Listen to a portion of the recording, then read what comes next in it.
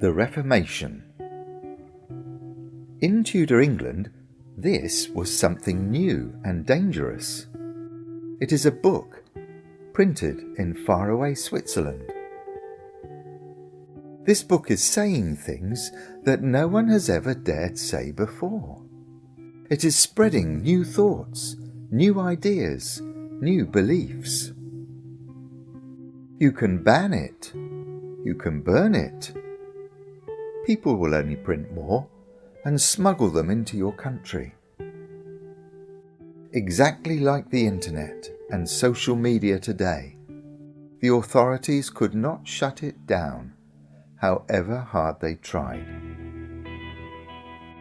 Martin Luther was a German monk who tried to reform things that he believed were wrong in the Roman Catholic Church. He spread his ideas using a new invention, the printing press.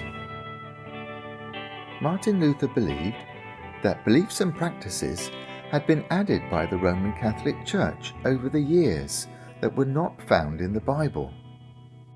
People who thought like him are called Protestants. Those in charge tried to stop these ideas from spreading with force. Protestant books were banned and burned, and people who spread these ideas were killed. This only made people who wanted this religious reformation more determined, and their books and ideas spread. King Henry VIII did some things that the reformers wanted. He ended the power of the Pope over the English Church, and he closed the monasteries.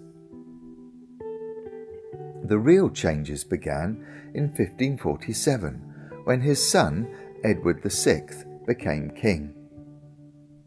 Edward and his advisors were Protestants.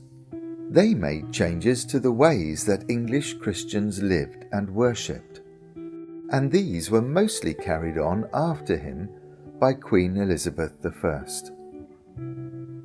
At that time, the people of North Petherton in Somerset were really pleased with their beautiful church. They had only recently finished a big, expensive makeover.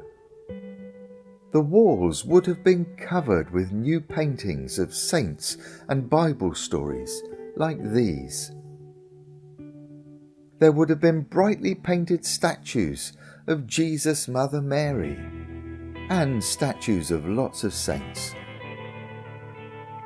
There were beautiful stained glass windows that told stories like these. Then, around 1550, the orders came from King and Parliament. They said these images were forbidden by the 10 Commandments in the Bible. They all had to go. The pictures on the walls were covered over with white paint. All the stained glass windows, like these in Wells Cathedral, were smashed. The statues were taken away, and those that were hard to reach were broken like this. Catholic stone altars were replaced by wooden tables. Rood screens like this were mostly taken away because they were separating the people from the worship.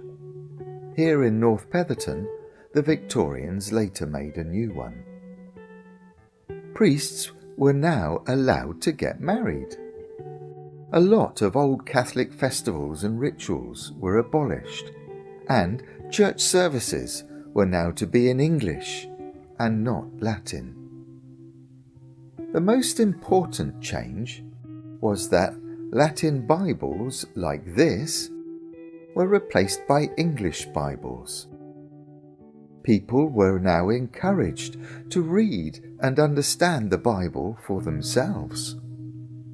Protestants believe that the Bible alone, and not the teachings and traditions of the Church, should tell Christians how they should live. Were all these changes a reformation? A Protestant Christian would say yes. But a Roman Catholic Christian would not see it that way. Today, reform is also a word that governments like to use about changes that they make. Reform or vandalism? Which is it? How can you decide?